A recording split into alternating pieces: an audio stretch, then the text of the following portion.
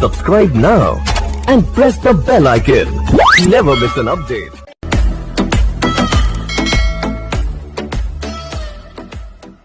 बोली बोली छठी मैया की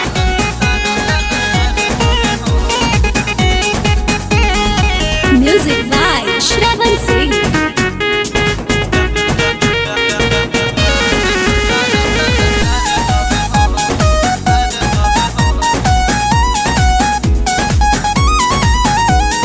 छठी माई के महिमाया पार हवे हो, जानत सारा संसार हवे हो। छठी माई के महिमाया पार हवे हो, जानत सारा संसार हवे हो। उखिया फलवा बाजार से मंगाई दीना ए पिया हो, घटवा पहतौरा पहुँचाई दीना ए पिया हो, घटवा पहतौरा पहुँचाई दीना।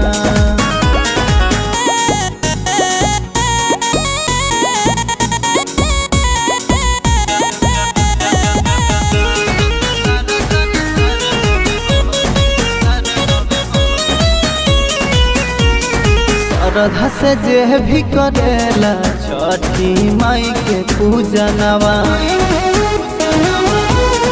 सोचला ओकर पूरा होई जाला रामनवा। श्रद्धा से जे भी करेला छठी माई के पूजनवा, सोचला ओकर पूरा होई जाला सपनावा।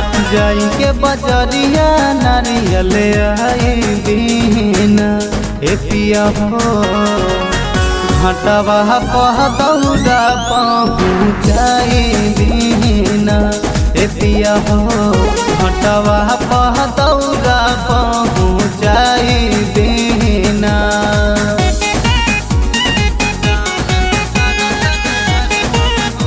Richa recording studio Patna.